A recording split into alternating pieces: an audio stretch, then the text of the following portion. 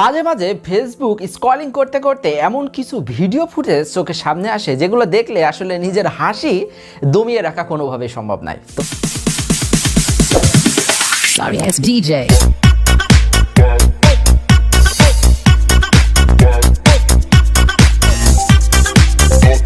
তুমি আল্লাহ নবী ঈসা দাবি করো, তাহলে তুমি কত বড় একটা কাফের মুশরিক। এরা সারা আপনি পারবেন না। হ্যাঁ আপনি তো দাবি করতে পারবেন না যদি আল্লাহ আপনাকে না বানায়। বিয়ে দাও তবু আমার বাবা আমাকে বিয়ে দেয় না। আমার পড়াশোনা ভালো লাগে না। তো দর্শক আজকের এই ভিডিওতে আমি আপনাদেরকে তিনটা ভিডিও ফুটেজ দেখাবো এবং ভিডিও ফুটেজ দেখানোর যে কারণ সেটাও বর্ণনা করব। তো আজকের ভিডিওটি এক প্রকার বিনোদনমূলক ভিডিও হতে যাচ্ছে, আবার কিছুটা সচেতনমূলক ভিডিও হতে যাচ্ছে। মনে করে আজকের ভিডিওটি আপনারা না টেনে সম্পূর্ণ দেখার চেষ্টা করবেন, অবশ্যই এখান থেকে কিছু মেসেজ আপনারা পেয়ে যাবেন। আসসালামু আলাইকুম দর্শক মণ্ডলী, মুনতাজ স্টুডিওর নতুন একটি ভিডিওতে আপনাদেরকে আমন্ত্রণ জানাচ্ছি। আমি মুন্না। আপনি আমার চ্যানেলে নতুন হলে অবশ্যই সাবস্ক্রাইব করে পাশে থাকা অল নোটিফিকেশন অন করে দিবেন, আর যদি ইতিমধ্যে সাবস্ক্রাইব করে থাকেন তাহলে আপনাকে অসংখ্য ধন্যবাদ। দর্শক মণ্ডলী, এখন ভাবছি প্রথমে আপনাদেরকে কি একটু বিনোদন দিব নাকি সতর্ক করব। বিনোদন না একটু পরে দিয়ে আগে সতর্ক করে নিই। তো আমি একটা ভিডিও ফুটেজ দেখলাম যেখানে একজন ব্যক্তি বাংলা ভাষায় কথা বলছে, তার মানে বাঙালিই হবে। এই ব্যক্তিটি নিজেকে ঈসা নবী দাবি করছে। আপনারা অনেকে হয়তো বা দেখে ফেলেছেন, তারপরেও আমি দেখাচ্ছি কারণ এটা একটা সচেতনমূলক ভিডিও। তো দেরি না করে চলুন আগে দেখে আসি সেই হারামজাদাকে যে নিজেকে ঈসা নবী দাবি করছে, এবং তার যে কথাবার্তা শুনে মনে হয়েছে সে কোনো পুরুষ না মহিলা টহিলা হবে। তো আপনারাই দেখেন, আপনারাই বলবেন। চলুন ভিডিওটি দেখে আসি। আমি কি বললাম যে চেহারা আমার না? চেহারা তুমি আল্লাহ নবী ঈসা দাবি করো, তাহলে তুমি কত বড় একটা কাফের মুশরিক। জি, তুমি প্রমাণ দেখি আপনাকে বলবো। একটা সত্যি মধ্যে আবার কথা আবার প্রমাণের কথা বলে কিরকম বেয়াদব। কি দলিল বলেন? তুমি কি দলিল দিবেন? দলিলটা কি? কোরআন দেখাবো। কোরআন থেকে তুমি নবী প্রমাণ দেখাবে নাকি? আপনাকে প্রমাণ আগে দেখাই, তারপর আপনি দেখাও। এখন আমি কাজে আছে, এই জন্য তো বললাম যে শুক্রবারে আপনি আসেন, আমি প্রমাণ দেখাই কি প্রমাণ নিবেন? আপনি আলেম মানুষ, পুলিশে দিয়ে দেন, পুলিশে দিয়ে দেন। হ্যাঁ প্রমাণ নিবেন? নিজে আল্লাহ নবী ঈসা দাবি করে, তাহলে এরা সারা আপনি পারবেন না। হ্যাঁ আপনি তো দাবি করতে পারবেন না যদি আল্লাহ আপনাকে না বানায়। স্যার কাছে ফোন দাও। আমার ফোন নাম মোবাইলটা বাস। দর্শক মণ্ডলী, আপনারা ভিডিও ফুটেজটি দেখলেন এবং তার কথাবার্তা শুনে আমার মনে হয় তার মুখে 2-3টা যদি চড় মেরে দিতে পারতাম তাহলে আমার খুব শান্তি লাগতো। সে আবার বলছে কোরআন নিয়ে আসেন, কোরআনে দেখেন। আবার বলে কি যে আপনি তো নিজেকে দাবি করতে পারবেন ঈসা নবী। মানে পাগলের যে কত নম্বর সে বাচ্চা সেটা আমি বুঝতে পারছি না। তো এটা নিয়ে আমাদের মিজানুর রহমান আজহারি কিছু কথা বলেছেন যে আসলে ঈসা নবী এবং দাজ্জাল এছাড়া ইমাম মাহাদি নিয়ে কিছু কথা বলেছেন। চলুন একটু শুনে আসি। তো ইদানিংকালে খুব বেশি শোনা যায় যে ইমাম মাহাদি হয়তো এ সালেই চলে আসবে বা 19 সালে আসবে, কেউ বলছে 2025-এর মধ্যে আসবে, কেউ বলছেন যে কিয়ামত চলেই আসলো। এ জাতীয় যে কথাগুলো বলা হয় এগুলোর আসলে কোনো ভিত্তি নেই, কারণ কিয়ামত কখন হবে লা ইয়ালামুহা ইল্লাল্লাহ, আল্লাহ ছাড়া কেউ জানে না। দর্শক মণ্ডলী, আপনারা বুঝতে পারলেন যে আসলে এই বিষয়গুলো আছে আমাদের ইসলাম ধর্মে আছে যে কিয়ামতের পূর্বে দাজ্জাল আসবে, ঈসা নবী আসবে এবং ইমাম মাহদি আসবে, কিন্তু সেটা কখন আসবে সে কেউই জানে না। যারা ইমাম মাহদি, দাজ্জাল বা ঈসা নবী তারা কিন্তু নিজেকে দাবি করবেন না, সবাই তাদেরকে দেখেই বুঝতে পারবে তারাই হচ্ছে এই সমস্ত ব্যক্তি। তো দর্শক মণ্ডলী, চলুন এবার একটু হাসাহাসি করে আসি, একটু বিনোদন দিয়ে আসি আপনাদেরকে। তো একটা বাচ্চা, আমার তার কথা শুনে মনে হয়নি বাংলাদেশের। তো চলুন আগে কথা শুনে আসি, তারপর একটু মজা করব। বিয়ে দাও তবু আমার বাবা আমাকে বিয়ে দেয় না।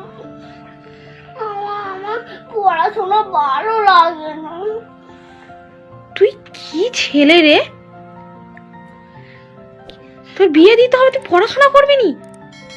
তোর লজ্জা লাগে না এই কথাটা বলতে? আমি তোর বাবাকে ভিডিও করে পাঠাবো, দাঁড়া। আমার বিয়ে করতে ভালো লাগছে। আমি বিয়ে করে শ্বশুর বাড়ি থাকবো। তুই বিয়ে করে শ্বশুর বাড়ি থাকবি? পড়াশোনা করবি নি? না। কোনটা করবি? পড়াশোনা তো সহজ, শ্বশুর বাড়ি গেলে না শ্বশুরের পেটন খাবি থাকলে শ্বশুর বাড়িতে। জানো কোনটা করবি বল? বিয়ে করবি না শ্বশুর বাড়ি থাকবি? বিয়ে করবো। আর পড়াশোনা করবি নি? পড়াশোনাটা কর না। পড়াশোনা করলে কত গাড়ি ঘোড়া চড়বি, প্লেনে চড়বি, ব্যবসা করবি। না, পড়াশোনা করবো না। কি করবি? আমি বিয়ে করবো। হায় ভগবান, তোর বাবাকে আমি ভিডিওটা পাঠাবো, দাঁড়া। বড্ড বলে তো আমার ছেলে ভালো, দাঁড়া। দর্শক মণ্ডলী, আপনারা দেখলেন এই ছোট্ট বাচ্চাটি এই বয়সে বলছে নাকি বিয়ে করবে, তার নাকি বিয়ে করার শখ জেগেছে। সে পড়াশুনো করবে না, বিয়ে করবে। তার মাথার ভিতরে এই জিনিসটা কে যে ঢুকাই দিয়েছে সেইটাই এখন ভাবার বিষয়। ভিডিওটি দেখে আমার মনে হয়েছে ভারতের পশ্চিমবঙ্গে হবে, সম্ভবত বাংলাদেশের না। তারপরেও ছেলেটির কথাবার্তা শুনে আমার রিয়েলি হাসি পাইছে, এই জন্য আপনাদেরকে ভিডিওটি দেখালাম।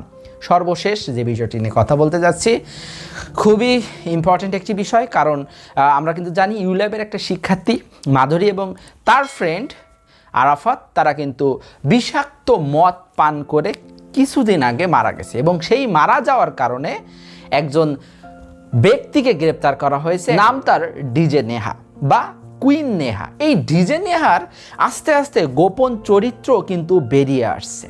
আমরা কিন্তু জানি এই ডিজে নেহা কী করে, বিভিন্ন বড় লোক যারা আছে বা ধনী কোটিপতি ধন কুবের যারা আছে তাদের সন্তানদেরকে, তরুণীদেরকে বিশেষভাবে আকৃষ্ট করতো এবং তাদেরকে বিভিন্ন ডিজে পার্টিতে ডেকে নিয়ে যেয়ে তাদেরকে মদ খাইয়ে নেশা করিয়ে মাতাল করে দিয়ে তাদের সাথে আবার অন্য কারোর একসাথে বেডে থাকার ব্যবস্থা করে দিয়েছিল এবং সেখান থেকে সে লক্ষ লক্ষ কোটি কোটি টাকা ইনকামও করেছিল, আপনারা ইতিমধ্যে জেনে গেছেন। তো এই ডিজে নেহার আস্তে আস্তে কুকীর্তি কিন্তু ফাঁস হচ্ছে। আমি একটি ভিডিও ফুটেজ দেখিয়েছিলাম, সেখানে আপনাদেরকে ব্লার করে দেখিয়েছিলাম, কিন্তু আজকের এই ভিডিও ফুটেজে আপনাদের জন্য রয়েছে সুন্দর ঝকঝকে তকতকে কিছু ভিডিও ফুটেজ এই ডিজে নেহার।